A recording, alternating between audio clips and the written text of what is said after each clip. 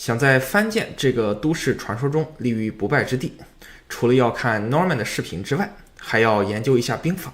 这一个厨师不看菜谱，看上兵法了。除了前3期视频中提到过的阳谋、阴谋，番建市场中到底还有哪一些花活呢？今天 Norman 就来做个总结，给大家讲讲。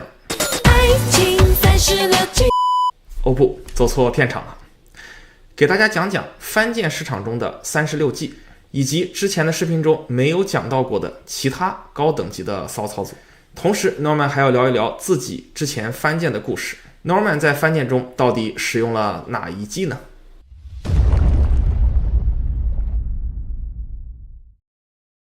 大家好，我是 Norman。 关于番建的话题，可以说大家是反响非常的热烈，也是基于对大家的关注、点赞和喜爱的回馈，我决定做一期加更。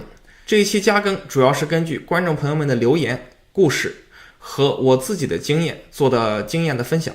如果这几期视频讲到的内容还是没有包括你对番建想了解的部分，欢迎在下方评论区告诉我，一定知无不言，言无不尽。那么番建中还有哪一些之前没有提到过的计谋和骚操作呢？一、李代桃僵。第11计。李代桃僵指的是李子树代替桃子树将死。在番建过程中，它是什么意思呢？房东和 developer 在一次番建2套或者多套房子的时候，可以指定其中1套房的目的是番建了自住用的，其他的房子番建是投资用的。大家知道自住房是不用交增值税的嘛，而投资房如果利润太高了，需要交很多的税。这个时候我们可以把自住房的建筑成本记为0，而所有的建筑成本都摊到投资房上面。非自住这个房子修建成本就来到了500、600一尺，因为建筑成本实在是太高了。最后这套投资房算算账，买地加上番建，最后到卖掉，根本就不赚钱呢。既然它不赚钱，当然就不用交税了嘛。我见过的一些比较夸张的案例，不光不赚钱，还能倒亏钱。如果做这个番建的人同时是持有生意的运营者，那么他们也可以把其中一部分费用抵冲掉自己生意上的盈利，造成自己的番建房没有税，而生意的税也减少了，多重省税，反手套了 CRA 一个税务福利啊。另外一套自住房在里面住上几年，然后再卖掉，也是不用交增值税的，毕竟自住房嘛。所以李代桃僵在番建中指的是投资房代替自住房承担了番建的成本，起到的目的是逃税，把番建的成本按照自己的需要记在某一个或者某几套房子上，最终使自己做番建中 business income 来到0或者0以下。 CRA 会查这样的事情吗？会，但是如果一个人头一生只做1次的话， CRA 也很难 argue 这件事情。尤其是像我们的南亚朋友们，一大家子有很多的人，每个人一辈子做1次，相信 CRA 也只能认栽，并收不上来什么税，所以这一招还是很牛掰的呀。2、空城计。第31计。比喻毫无实力、虚张声势的下人。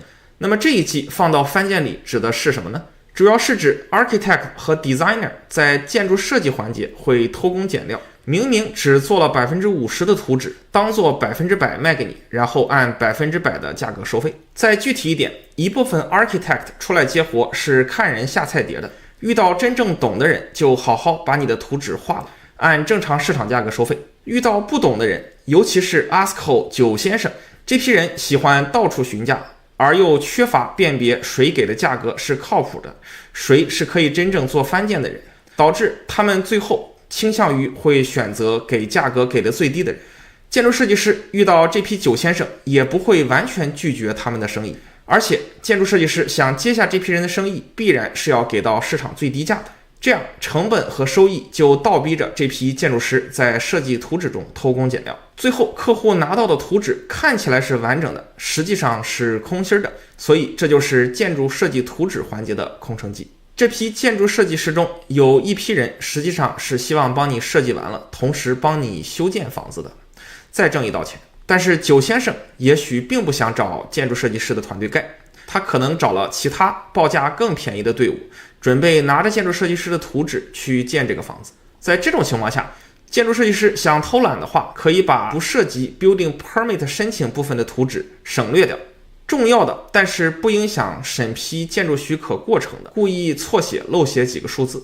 最后买到图纸的九先生不使用原班人马原汤化原石，是绝对不可能把这个房子给建起来的，除非另起炉灶重新画一份图纸。这也是为什么找一拨人设计，再找另外一拨人建，从根本上就不可能实现。一定要找同一批人马 design 加 build， 才真正能把这个房子好好的设计和建出来。当然，如果九先生在未来重新找回到这个设计师团队，让他们来盖的话，设计师会悄悄的把之前错误和落下的图纸补上，就当这件事从来没有发生过。3. 走为上。第36计，当发现翻建玩不下去的时候，或者正儿八经翻建结束需要卖掉房子套现的时候，就会使用到36计最后一计，走为上。什么时候走，应不应该走，离场的时候卖的好不好，可以说是决定整个翻建生涯利润的最重要环节。这个计策在我讲述自己的翻建故事的时候会具体的提到。大家一直想让我讲讲我见过的房子的案例，无论是我见过的房子还是我给客户买的房子，其实都是不太能讲的，毕竟要保护客户的隐私嘛。不然你以为郭德纲为什么整天逗乐于大爷一家，而不拿观众开涮呢？那个在台上，于老师和于老师的家人对我的帮助很大。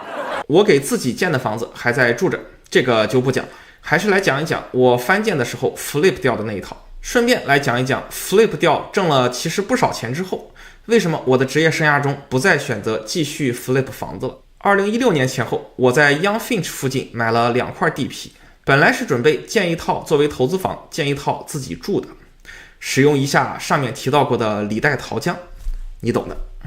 问题是什么呢？在我开始建之前，买块地只要120到130万的成本，翻建差不多需要100到120万，最后可以卖280到320万。如果翻建好之后自己再住一段时间，还可以跳过 HST， 最后大约可以净赚50万左右。而当我把2块地都买下来之后，市场已经悄悄地启动了，相信经历过2016、17 2年市场的朋友一定会有印象的。我必须再次感慨一下我捡便宜的能力。2块地皮，一块买在了120多万，一块买在了114万。等我拿到2套房子的建筑许可之后，也就是2016年的7到8月份前后，地皮已经疯涨到了170到200万这么一个区间，而建成的房子只微涨到了300到330万这么一个区间。面粉涨价的速度大大快过了面包。这个时候按原计划继续推进翻建的话，利润就被压缩到只有差不多30万，而且还需要大大的折腾一番。最终我决定只翻建自己的自住房，另一套房子直接卖掉套利就好了，走为上。第36计，于是乎我就开始着手卖第2块地皮了。这块地皮114万买的，在 Willowdale 的大路上，其实并不是特别好卖。在很努力的销售之后，于2016年底卖到了差不多176万，累计持有了12个月多，这个收益率还可以吧？给各位献丑了。买家可以说哭晕在厕所了。2022年，这位买家尝试把房子拿出来卖，挂了179万，试了几个月，没有特别多人来看，默默地把 listing 摘掉了。可以说持有了5年，依然是没有回本的。除了这位买家运气不太好，买在了错误的点位上之外，大家如果细心观察，可以发现一般的买卖交易中，卖家是给买方经纪人 2.5 的佣金的，而在这个交易中我给了 3%。 都说买卖业务是买卖双方的博弈，在我看来其实是买卖双方加经纪人3方的博弈。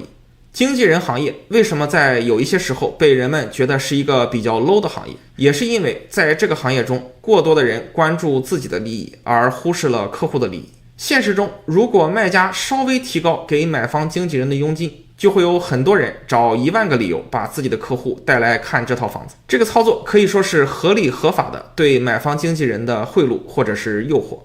不知不觉中，这样一个 1.5 vs 1.5 人的游戏就变成了1v2 的游戏，买家也因为买方经纪人的利益关系，导致自己陷入了相对不利的局面，这算是个反客为主。第30计，或者是反间计。第33计，多年来我卖自己的房子的时候，一定是会给超 2.5 的经纪费的，屡见奇效。悄悄告诉你，这也是为什么在当下的环境下，依然会有经纪人给客户推荐明显是垃圾的楼花盘。我从小接受的教育不支持我做这种事情。看人真准。Norman 从来没有跟大家分享过团队卖房的经历，并不是 Norman 卖房不厉害哦，是因为没有人可以通过卖房真正成为千万富翁，都是通过不断的买增值 refinance 来实现的。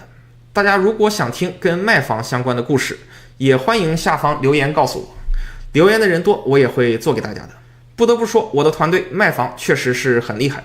比如这边这个房子在 Unionville 上市2天，我们卖到了135万，超过挂价 35%， 地皮比旁边刚卖掉的窄了2尺，却多卖了7万块。我的团队每年卖的房子 95% 以上都可以做到整条街或者整栋楼的历史最高价。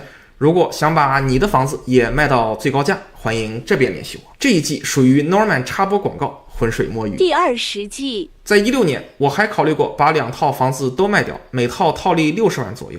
不过最终在父母的影响下，还是决定给自己盖一套自住房。这个决定也直接导致了我人生投资历史中的最大错误，因为后来房子建贵了，有100多万的建筑贷款没有办法被 take out 变成普通的住宅贷款，最后选择了苦肉计。第34季，辛辛苦苦攒了3万块钱，外贷啃老97万，把这个坑给填上了。后来的市场也证明了，如果第2套房我是按原计划盖出来，而不是卖掉了，整个利润会被市场的下跌全部吃没。这套投资房可以说是走得早，走得好啊！短期炒作还是挣了很多钱的嘛。那为什么 Norman 之后就不再选择短期 flip， 而是长期持有了呢？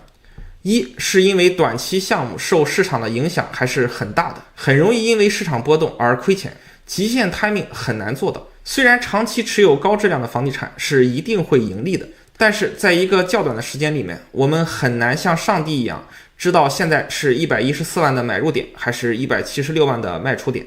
在有钱并且能贷款的时候，持续购买高质量的现金流好的物业，才是长期风险低收益高的投资不二法门。房地产市场里面炒短线永远都只是都市传说，而那个赢2次的人是帮你买卖房子的经纪人。